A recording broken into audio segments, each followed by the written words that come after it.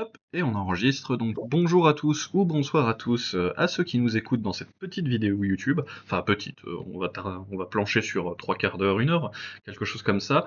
Nouvel épisode de notre petite série d'interviews avec nos partenaires à l'étranger, là, que ce soit des organisateurs de tournois ou des structures arbitrales. On a eu Orfeo la dernière fois par exemple pour l'Italie. Et ce soir, avec le petit drapeau, le pull et l'écharpe, on a Sondre de Norvège, que je laisserai se présenter très rapidement. Et donc on a voulu faire cette vidéo pour permettre à la communauté française de découvrir la communauté norvégienne, qui développent petit à petit une structure arbitrale en s'inspirant de la FEC, qui sont aussi en passe de se créer un circuit compétitif dans un futur proche, et donc pour nous parler de leurs événements, de leur communauté, de la façon dont ils jouent à 40K, parce qu'au final on échange pas mal avec eux, on les croise au WTC, et puis ça mange pas de pain de se connaître un peu plus. Et donc ce soir, Immortus avec moi, que vous connaissez bien. Je vais passer en anglais. So I just did the quick introduction for French community, explaining themselves what's the interview will be about. So basically the Norwegian community, Norwegian competitive scene, your upcoming judge program, and eventually circuit. Clément, the good word in English maybe? For an organized competitive competitive scene. scene. Yeah, an Yeah, organized competitive scene with shared rollback. So we will talk about that in the future. I will give you the hand to explain the same thing if you want in Norwegian for your community, and then we will start with your presentation, who you are, what's your what is 40k in your life, things like that. We will ask several questions and go on the different subjects. So on you. Yep. I do the Norwegian thing now. Yeah. Skal ikke ta en sånn fryktelig lang introduksjon, men jeg ble spurt om å være med her og for å fremme både Norge som land og klubbene vi har og de turneringene vi har, samt hvordan vi har satt opp for å gjøre ting. Så jeg håper det kan være kult både for norske som hører på, og for eventuelt andre fra andre steder som er interessert i å starte sine egne klubber eller miljøer der det skulle være. Thank you.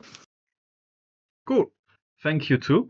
And so to begin, can you tell me, tell us, sorry, who you are? How did you get to 40k? How did you get to competitive 40k? Which faction do you play? Things like that, just to know you better. Yeah. My name is Sondre. I'm 35 years old. I started painting Warhammer models when I was like 9 or 10 years old. I played my first game when I was 12, and then when I was 14, I discovered girls, and I put Warhammer away for 16 years, give or take. When I was finished studying and had my bachelor's degree, I went over to a friend's house, and he had some new Death Guard models, and I was like, is that 40k? Like, I remember that being a thing when I grew up. And he was like, yeah, that's 40k. I played. Do you wanna come over and play one day? And I borrowed his like Blood Angels, and we played a game, and then I just went out, bought 4,000 points Tyranids, a shit ton of paint and stuff, and just all in, baby. Let's go. And then I started playing casually for, I would say, a year and a half. And then I met some guys from a competitive scene in Kristiansand in Norway, who took me in, and I started playing with those guys. And then I became more and more competitive and started going to the only tournament we really had in Norway at that time, which was Invasion, which is the biggest event we have. And then Patrick got me to join the WTC team after COVID. And that was my first taste of like international competitive play. And my brain is unfortunately hardwired in such a way that when I find out people are better than me, I need to become better. So I started playing even more. And then on TTS and then everything, and it just kept going up and going up. And that was in 2021, I want to say. that I went there for the first time. This year, since after WTC this summer, I've had kind of a break year where I haven't focused all that much on 40K because my hobby burnout was pretty high, but I try to still stay in touch with the local environment over here. I still host my events. I still play games, but mostly this year it's just for fun. I don't have all the time to run around and practice. I just needed to reset a little bit. So I'm looking forward to Emperor's Children very much. I am a Chaos Super Faction player. I play anything and everything Chaos. So I've already ordered 3 of the release boxes for Emperor's Children, and I'm jumping into that as well. I don't do anything halfway. I throw everything I have at a thing until I have all of it, and then I keep going. There's no stopping. I can understand that, and this kind of extreme commitment mindset can provoke a burnout, indeed. So it's not bad from times to make a break, just to avoid to exhaust yourself or to lose the taste of competitive play, because why not take a time for yourself, of course. As somebody who works in mental health, that's my entire job. There's a bunch of things you can burn out, and there's a bunch of things you can do to take care of yourself. And I decided that the best thing for playing 40K again later would be to just take a break here and not focus too hard on it. And then I've started having that itch again. I have to go play games and try out lists, and I know I'm close, but I'm still not entirely there, but I'm getting real close to jumping back in the pool again. Maybe the Emperor's Children will make you do the jump. Maybe, they're looking fun. They're looking decidedly mid-tier from everything I'm seeing, but I love the models. I know I'll love painting them and putting them up and doing conversions and stuff like that, and I know I'll just have a good time putting them on the table. Yeah, it's not that powerful for a new release, but we think that in the hands of a right player it will be quite good, but not stupidly good. Yeah, that's the impression I have of the army as well. I'm just, hey, if I can shoot people with guitars, man, what more do I want in life? I don't know. It just sounds dope. Yeah, it kinda makes sense because Nordic cultures, black metal, death metal, and such. Just one cliché after another. Yeah, all the stuff.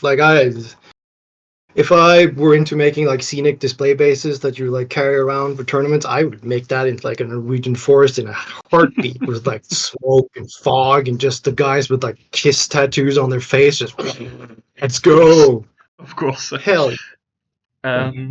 Just to contextualize about the burnout, for example, were you part of the Norwegian WTC team since the 2021, so the 3 last WTCs? Yes. As a player or a coach, maybe? I've been to 3 of them as a player. I'm going this year as a coach, hopefully. Yeah. I don't really care if they don't want me. I'm going anyway, so they can fight me. I'm pretty sure I'm allowed as a coach. But we haven't selected the teams or the coaches really yet. That's the thing we do in June after the last update, give or take. That's when we truly decide on something. We will probably have a new season with new missions, new objectives, probably. Exactly. There's no WTC without a big turnover, right? There's always got to be something new. Everybody starts from scratch, and we just figure shit out in 3 weeks, and we go. Hope to figure out the best thing. Do you want to jump from 9th edition to 10th? Why not? Why not? Let's do it. Big changes. Nobody really knows what they're doing. Everybody fucks up. I got a warning. I fucked up real bad. It was a major headache, but it was super fun. It just always is. There's no way you're gonna learn the game faster and better than those 4 weeks of intense prep. In a way, it was more fun for Eldar players, I guess, than for everyone else. But it was interesting. Yeah, I mean, you could also have played unreleased Custodes. Yeah, those things were also stupid. Genestier Not cult Eldar, also. but If I remember correctly, Patrick, so the captain of Team Norway at that moment, played Genestier cult also, with lot of yes. demolition charge. Yes, all the spam, coming back, doing it again, doing it again, doing it again, doing it again, making people cry. Just usual stuff. Yeah. Beginning of 10th was perfectly balanced. Oh yeah, All finished. Eldar were just as they should be, right? Nobody's still upset about Eldar in any way, shape, or form. No. No. I don't cry when I see decans. No, not at all. It's not the same anymore. It's really not. And so less about WTC, but about Norwegian community as a whole. Can you tell us a bit about it, about the player base, the number of players in it? Are there more very competitive or more narrative and stuff like that? The Norwegian player base is kind of weird in that, in the sense that there's no gathered community. Like we don't have like your French Discord server where like everybody is. That's not a thing really. We have several larger clubs that you can find in different areas. The biggest one would be the biggest ones would be in Bergen, Kristiansand, Drammen, Fredrikstad, and then we have the one in Oslo that you came to visit, Invictus, which is by far the largest, but that's just because Oslo's the largest town by far in Norway. And there's a ton of like garage players at home. We have a ton of those everywhere. And I'd say we're separating something like 25 to 30% are maybe like competitive players, and of that 10% are like really competitive players that like travel for events and do all the things. And then the casual community is somewhere split in between. Like some people will just play the lore and narrative and crusades, and some people do show up for events and like coming to tournaments and hanging out with people and having a beer and talking shit at the end of the day. But it's getting a lot larger. Like we have, when I started playing competitively in Norway, we really only had the one event, Invasion. Invasion is a conglomeration of like all the miniature wargamings. So you'll have 40k, AOS, Mordheim, Fantasy, you name it, they'll probably play it at some point. If somebody wants to play a game there, they can just contact the TO and he'll probably set it up as long as you run it. When I started playing there, I think we were 46 players at that GT. Now it's 100 players, probably more. 3-day event with 1-3-2 games, and it just kind of keeps on going. But it's become, if you're playing miniature wargaming, that's the event you're going to go to in Norway. Doesn't matter what game you play, doesn't matter how competitive you are, you just go there, you play, you have fun, you meet the same people, and you just talk about nerd shit for the entire weekend, and it's great. Those kind of things are great. Yeah, it's exactly. What part of the year? This is in September. It's generally the third weekend of September. And so then we have, currently, how many like big events are there in Norway during the year? I don't know what you define as a big event, but we have right now we have there's the Invasion event, then there's my 2 GTs that I run at 2d6, which are 72 to 80 person events. I can make it 80 if people want to, but 72 is more comfortable to play with. Then we have an event in Trondheim called the Nidaros Grand Tournament, named after the famous church up there. They run now 2 GTs a year, which are 50-person events, I think. And then we have the new kid on the block, which is in Bergen, which is called Okeanos Rising, which had their first event just a month ago, give or take, which was their first like trial run where I think they had 42 players at the GT, and they are looking to make this into a yearly thing and expanding upwards to 100 to 200 people if the scene wants it. 200 is a really good number. I totally don't have. Yeah, I totally don't have a Norwegian map opened on the right screen just to check where those cities are.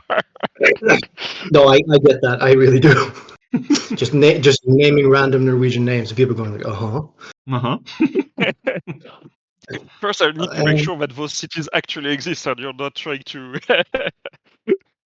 There's a bunch of yeah. RTTs. I know Kristiansand hosts one every single month. There's also an RTT every single month here at 2D6 in Oslo. These will be anything from people playing like competitively minded RTTs or just casual introductory, play 1,000 points, play 2 people on a team with 1,000 points each, just getting people into like the competitive mindset and like a soft introduction kind of. Mm-hmm. Well, the first one's free and then the next one's going to cost you kind of deal. It makes sense. And do yeah. Norwegian people go to other countries for except WTC, of course, for the team, to other countries, or do people from other countries come to Norway for events, or is it kind of closed communities? We've been trying to travel more. Like I know a bunch of guys like going to Neil Kerr's event, GothCon in Sweden. I know a bunch of people from 2D6 travel there, as well as a bunch of the WTC players in Norway travel there, and they really want to go back because it's a great event. A bunch of guys travel down to the War Master event to play there, and I know they've been talking warmly about it, so I think more Norwegians will show up for War Masters this year. We are really trying to get more international players to come and show up to our events. It's kind of hard because we're a stupid expensive country. So like we will welcome anyone to come play. I would love to have more international players come over for my events. We've had a bunch of the Irish WTC team came for my one of my GTs last year. It was great fun. I loved having them here. I wish they would come back. I welcome anyone to come play, and most of the Norwegian community will do the same as well. I don't think anyone would mind. It's just fun playing with new people all the time. But again, we are a stupid expensive country when it comes to a lot of things, which makes it a hard sell. Like my event will only cost, for any international people, if you want to come to any of my events, I will cut the price of entry for the first showing you come to. You will pay nothing. But even then, if you're coming back after that, the event ticket will only cost you 18 euros, give or take. Almost because nothing. our events are run at the club and it's funded by the members. We don't need the money. We don't actually want the money. It's just it goes back into like prizes and trophies. Like we don't need any cash to run this event. In a way, 18 euros is almost the price of a glass of wine in Oslo. Yep. I think the wine is like 19, to be fair. Yeah. Depends on the wine. All right. And those events, do most people run them in a WTC rule pack, or do you play like Games Workshop rules strictly, or is it not like uniformized across the country? In terms of FAQ, table layouts. In terms of layouts, we are running mostly the Games Workshop layouts, slightly modified with like the 2D6 Club has had its own terrain set that was designed by a club member, and we bought 50 of those tables, so it's kind of hard to invest in buying 50 new tables for WTC terrain, but we are looking into that like over the next year or so. So we'll be running Games Workshop maps for the most things, but it is with the WTC FAQ like in place. I don't think any events in Norway run non-WTC FAQs events. Cool. So most people are Games Workshop layout, but WTC terrain. Yes. No, WTC FAQ, but Games Workshop terrain. Yeah. Yes. All right.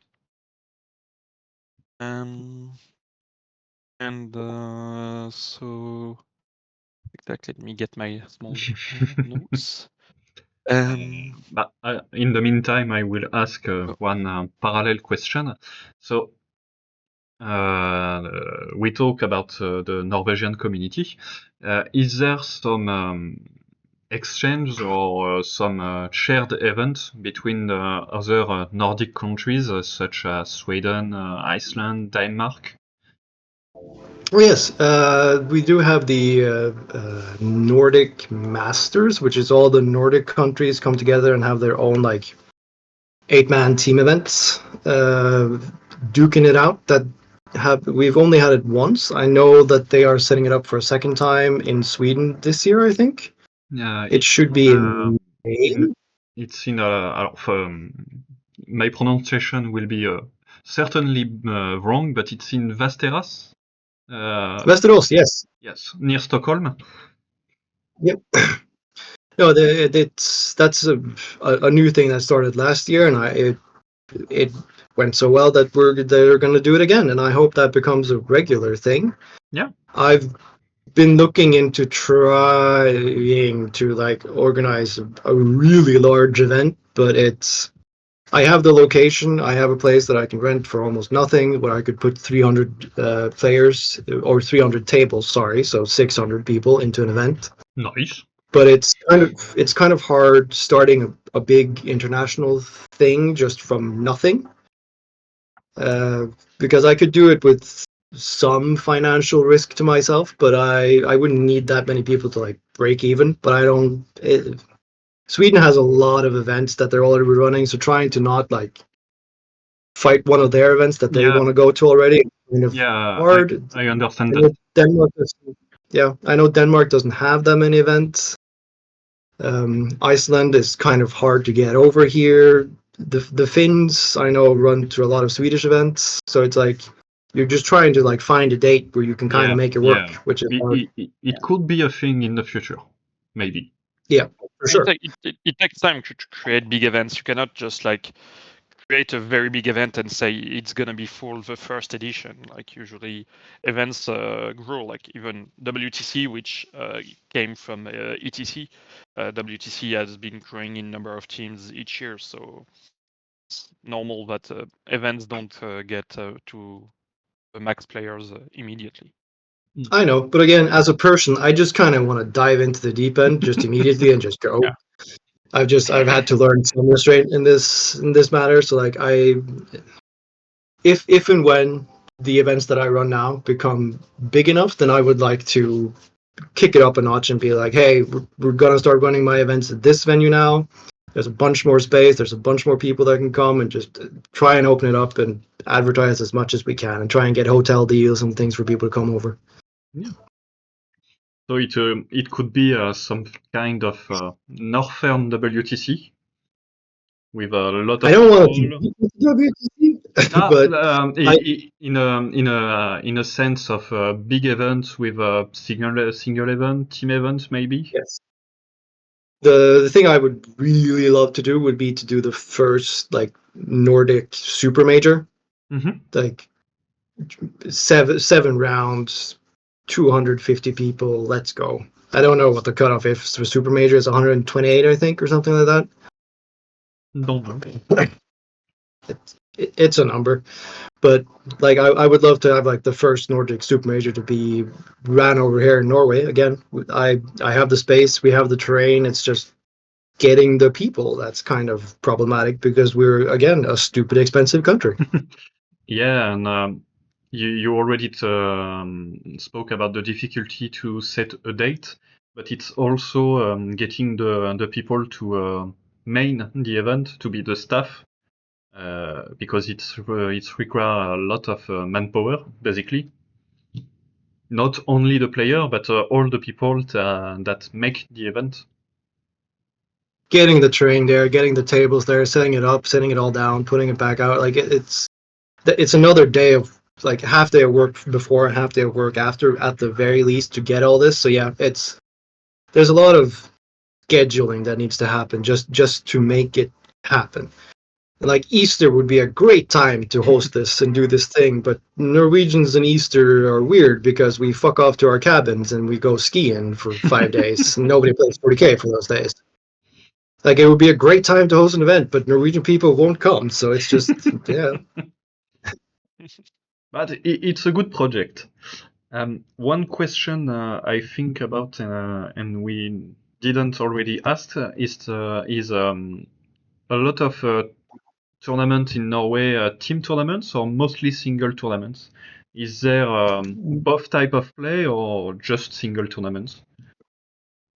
So I would say that like the teams setting as a thing people play wasn't really nobody even thought about that in Norway until like 2022, give or take. That's when it started to like kind of take off and get popular. We've run introductory team events in Norway where we will ask some WTC players to be a captain for their team. And then based on the national ranking that we have, we will seed people into like seed 1, seed 2, seed 3, seed 4, and then the captains will have a draft from those seeds to create their own team. Like everybody gets a seed 1, seed 2, seed 3, seed 4 player. And then there's people who are like, they've never played an event, they have no rankings, they're just the Joker seed or something like that. Which was a great success when we ran it. We really want to try it again. A lot of the Norwegian WTC players are now traveling around doing international tournaments, so trying to find a date is hard again. But we'll figure something out. And then we have at 2D6 here in Oslo, we have the Friends Fiesta Teams League, which is just a bunch of guys coming together with a 5-man team, and we have our own league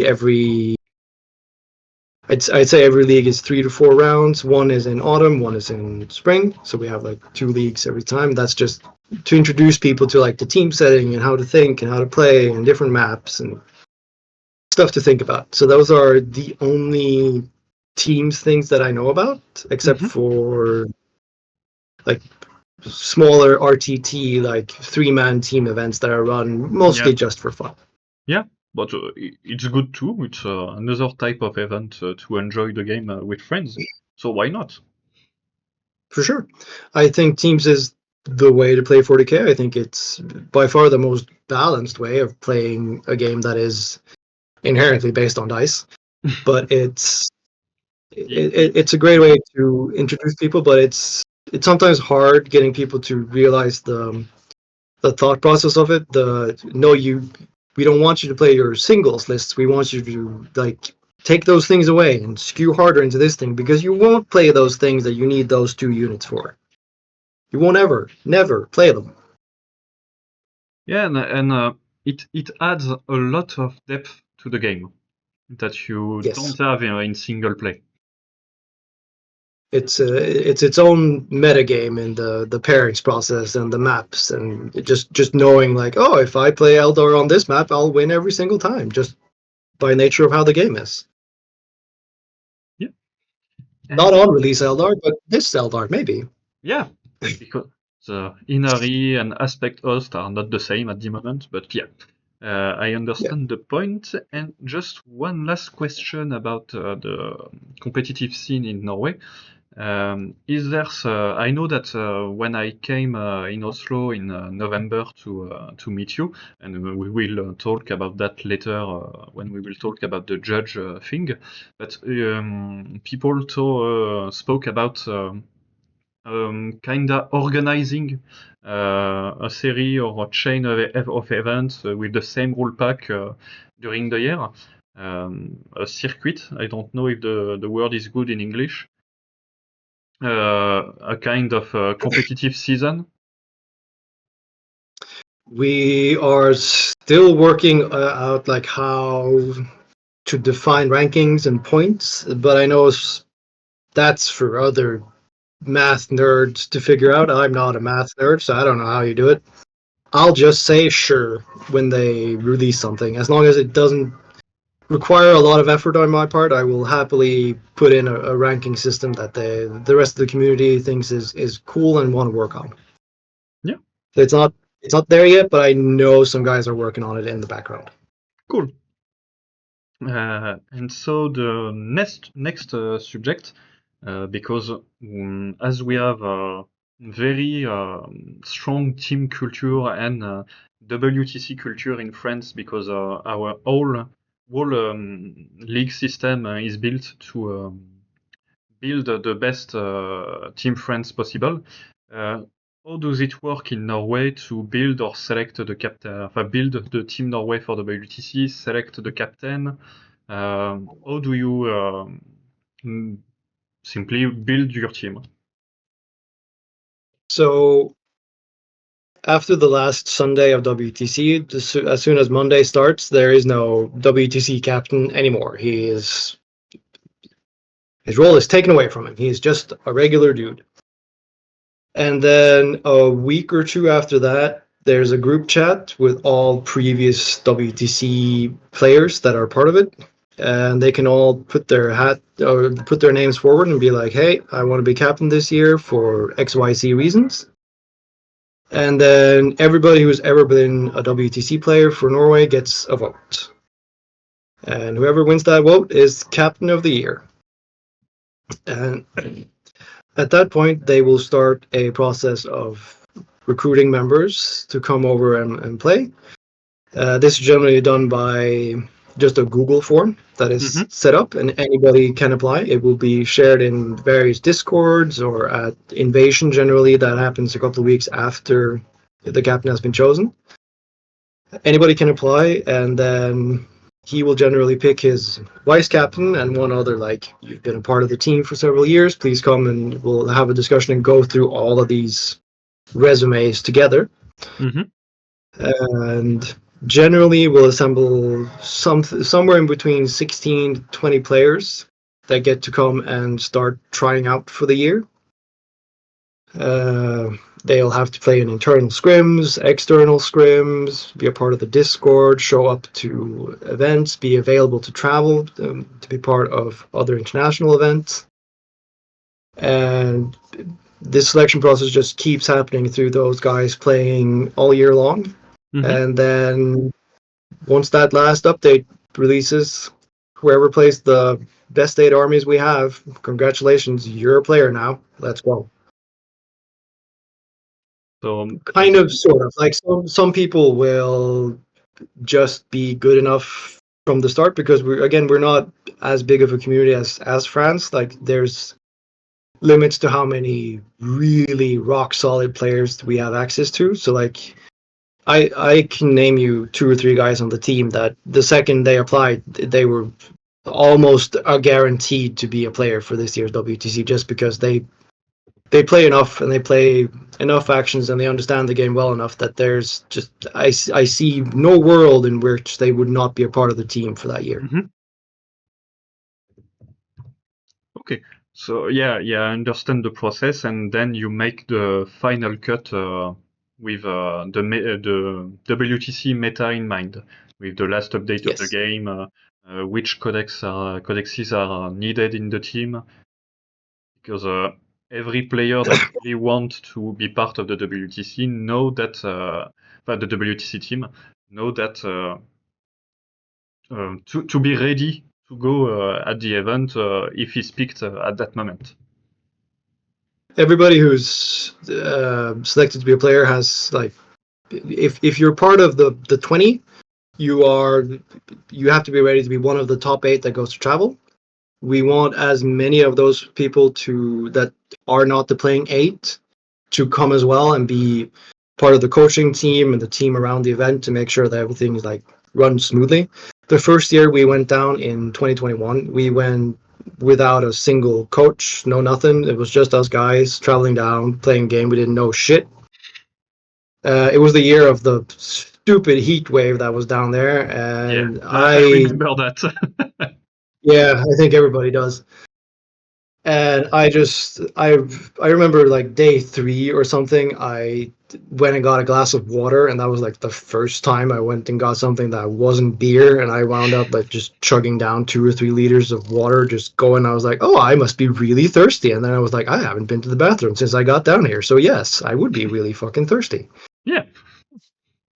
And the next year after that, we had 2 coaches, and like just the world of difference of just having some guy show up at your table every now and again and be like, drink water, dumbass, was great. Loved it. And now we have more of a coaching staff that are dedicated to like the Excel spreadsheets and doing the maps and the pairings and going through all of these things beforehand, as well as people going around like doing the routes while we're playing the games, checking out how it's going, how's the score, how are we on par for what we estimated, who needs to push, who needs to do the things, blah blah blah. And it's just more coaches, more good almost. I think there Yeah. must be like a max number of coaches, but we haven't gotten there quite yet. So more coaches, more good.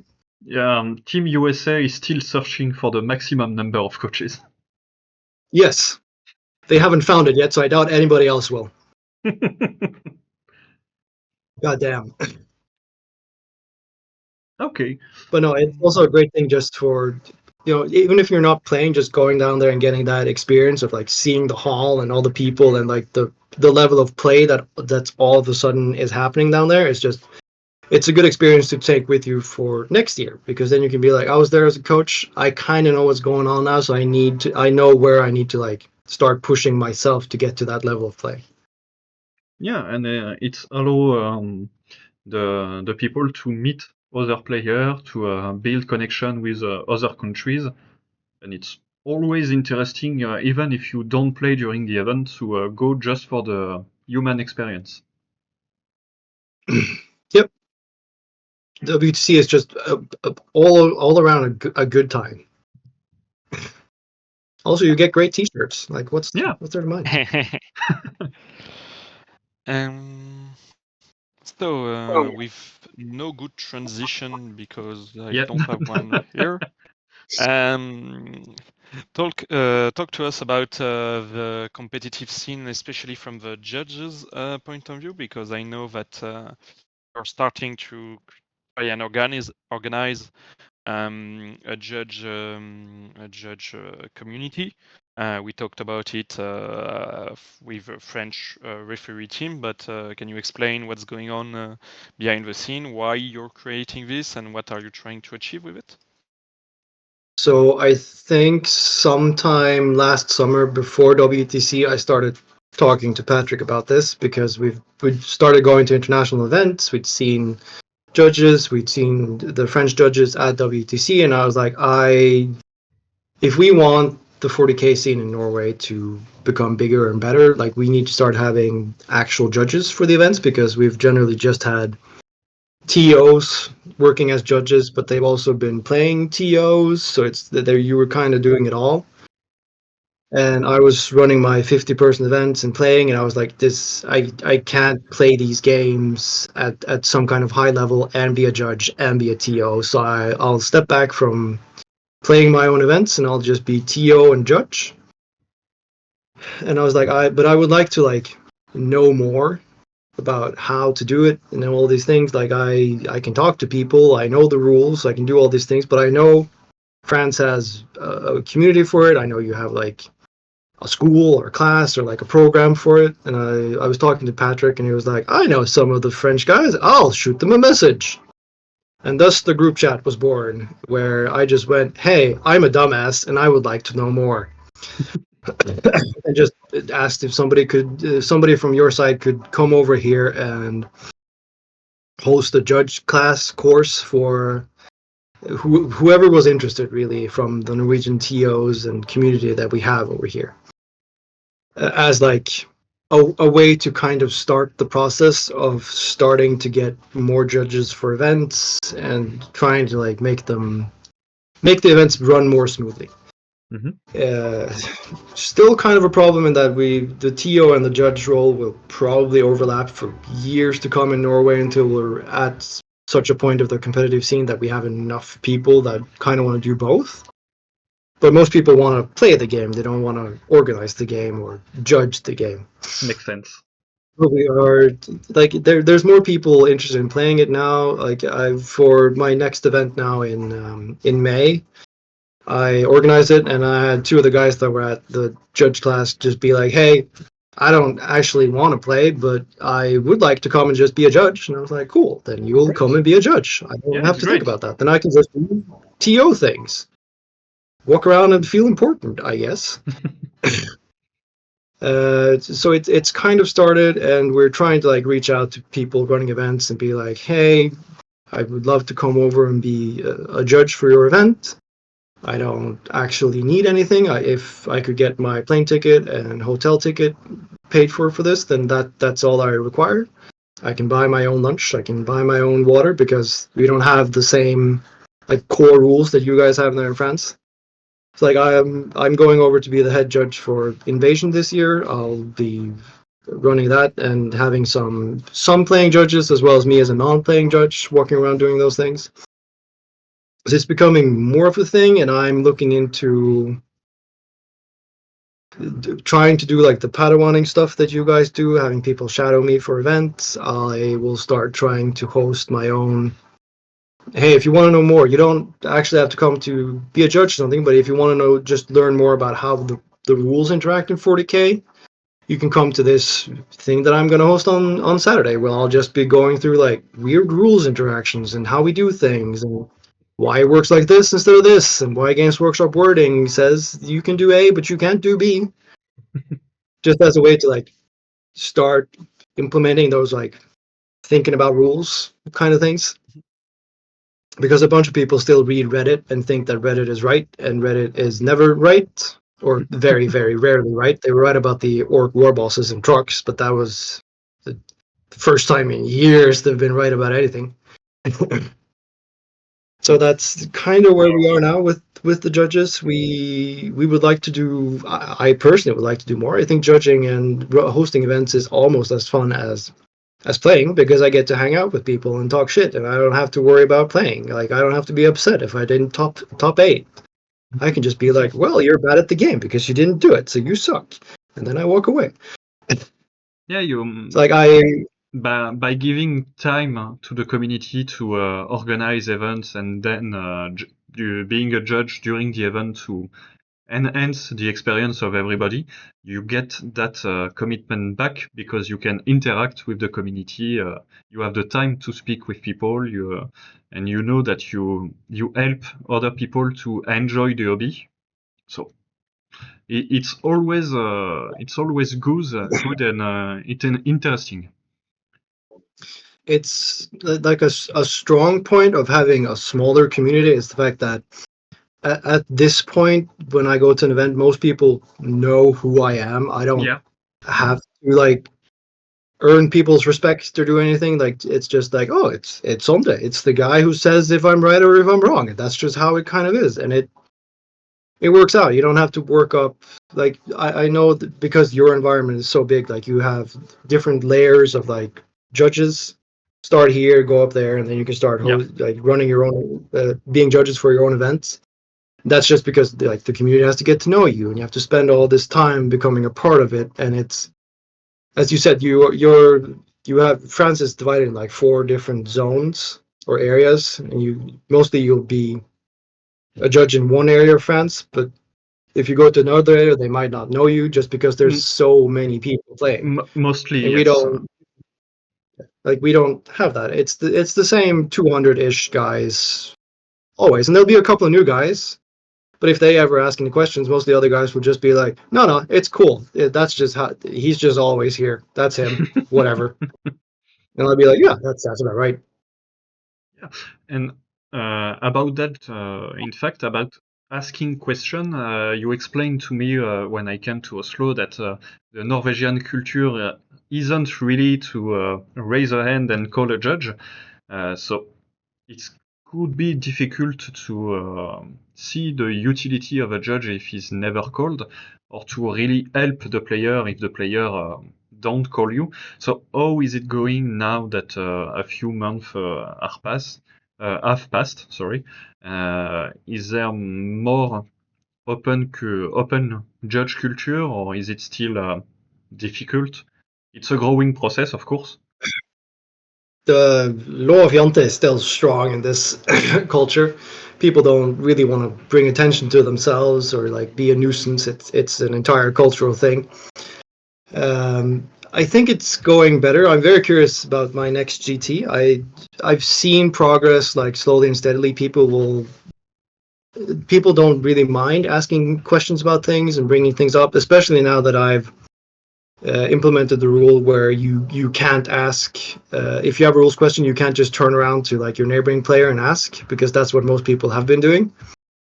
to like try and stop that instead of being like, hey, go find a judge. I had to implement a rule in all of our rules packs stating that if you ask your neighboring opponent, like guys on the other table, a rules question, if they get it wrong, I will penalize that table with 50 points. And everybody knows that. So like, if somebody turns around and asks the question, they will just be like, nope, I'm not answering that. That's too much of a risk for me. Go find the judge. Yeah, it's a good way to do it. It's worked out really well. Because it gives responsibility to all players to call a judge. Yep. It also took I know there's a bunch of like people will know the WTC players, so it's been really easy to just turn around and ask a rules question to them because they'll generally know it. Yeah. But but that takes them out of their game and they have to answer questions. Like they appreciated being able to just be like, hey, no, I'm not allowed to answer questions, and he told us so at the beginning of the event, and that's just how it is now. I'm no longer allowed to answer questions. Go find the judge. So please stop interrupting my game. Yeah, because the player are there to play and the judge is there to judge, basically. It looks stupid said like that, but it is how it works. The judge is here. He have time to fix problems, answer questions, help player to smooth the games and avoid problems. It's his mission to do that, and not the mission of players. Yep, and we're trying to implement that, and that's working out, and it's increased the amount of questions. I noticed that most like judge questions will happen the first 20-25 minutes of a game, and then there's a bunch of questions at the end of any game, and then like the middle part is still just kind of quiet. But there's enough now for like when I run a 72-person event that I get to sit for like 5 or 10 minutes every round, but generally I'm just walking around answering questions, making sure that I'm seen all the time. I'll eavesdrop on conversations, and if people say the rules or say something wrong about the rules, I'll be like, no, that's not how it works. No. I had a guy talking about his warp talents for CSM, and he was like, they get to jump up after every fight phase, and I was like, no, only if they actually fought. And he was like, what? And then he had to go read his rules, and he was like, oh shit, I've been playing that wrong. And I'm like, yup. Yeah, it doesn't help that the rule has changed between the publication of the codex and now, of course. But luckily that was round one of game one, round one, so he hadn't actually done it. He was just explaining it to his opponent, and then he had a really hard time for the rest of the 5 rounds. Yeah, I guess. So, as we already said, you asked for some advice, some course, some input from the federation, and you invited me to Oslo to give the course. Thanks again, of course. How is the future now? Will you continue to exchange with other structure, maybe the FEC in France? Is there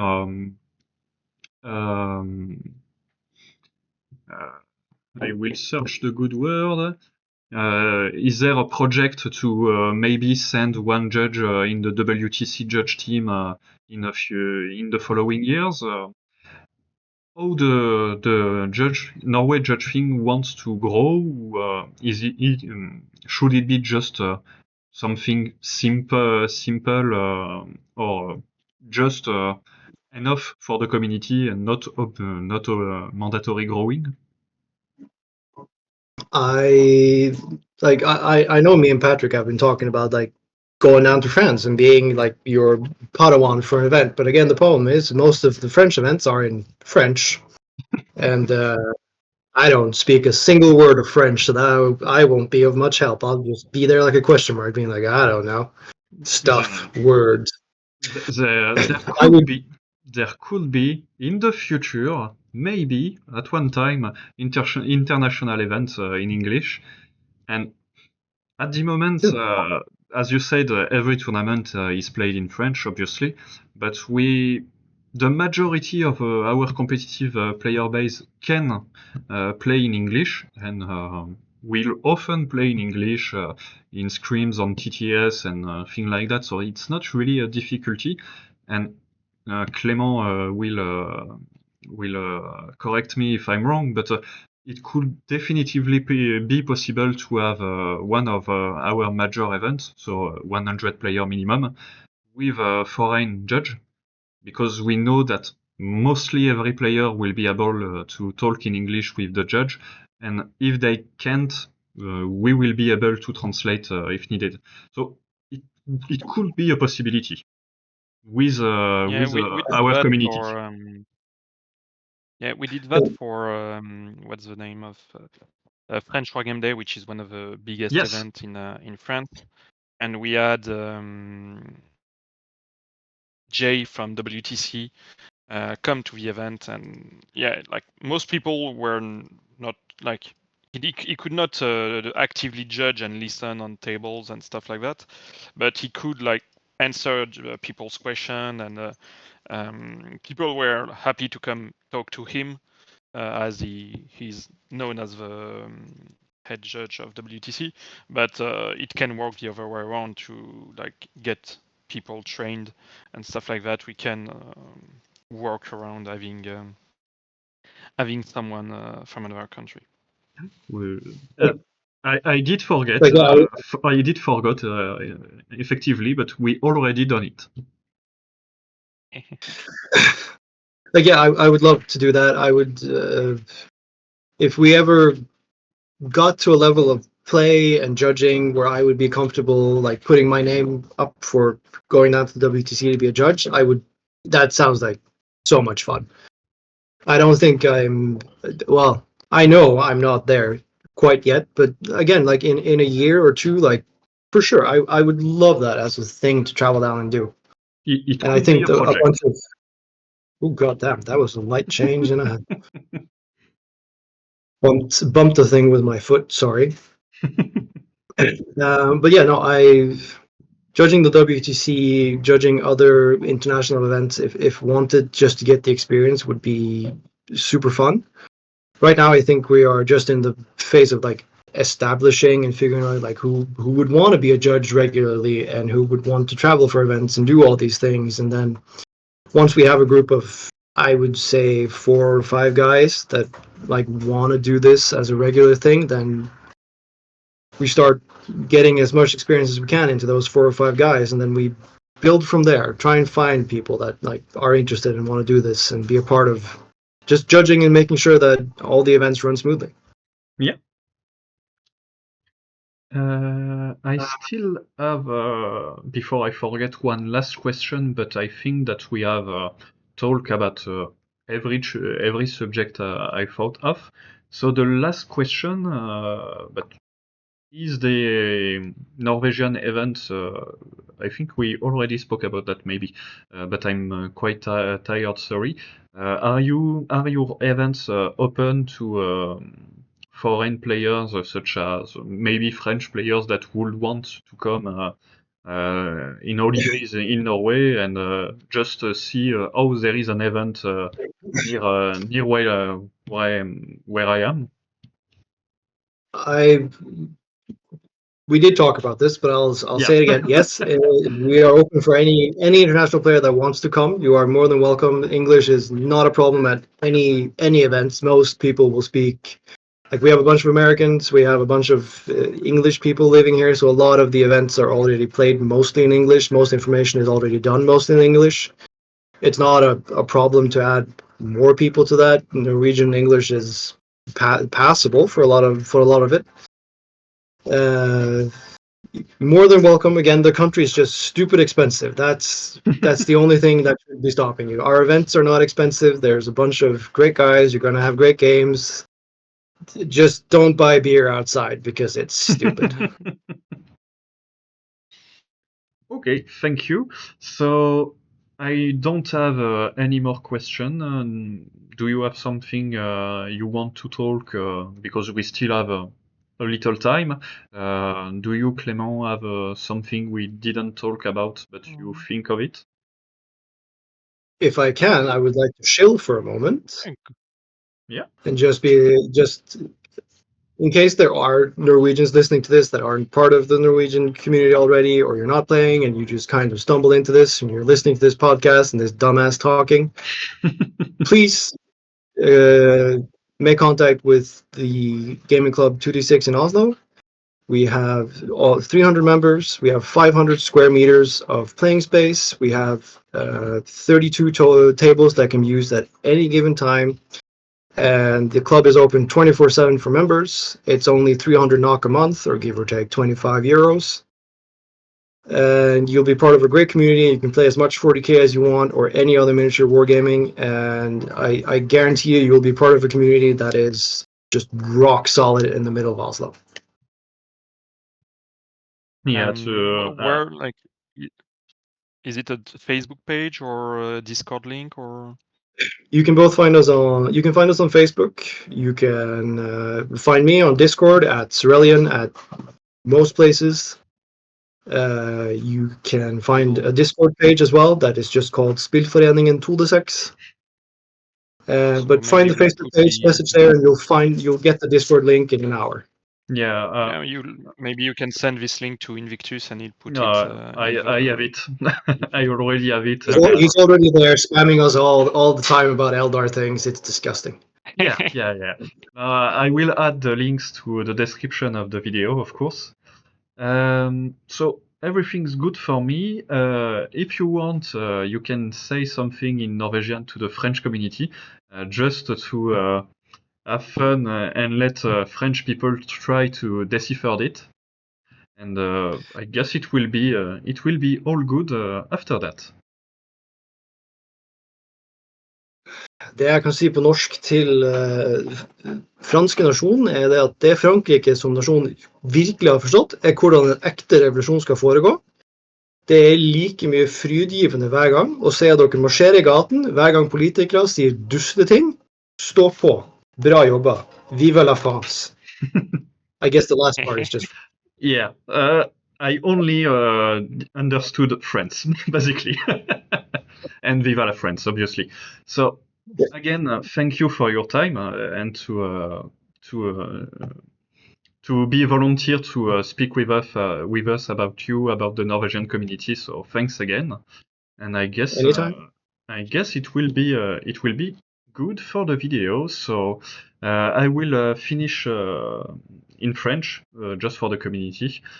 Donc voilà. I would just like to point out one thing before you started in French, because I did this before you started recording. Invictus is wearing a lovely knitted sweater that my mother made for me that we got when you came to visit us in Oslo this time of year. Yeah. I can't guarantee I'll give you knitted sweaters from my mom if you come to play our tournaments, but maybe, who knows? And it's really warm. It's really good. So, thanks to your mother for the sweater, of course. Et donc voilà, fin de vidéo. Donc je mettrai la rediffusion très rapidement sur YouTube.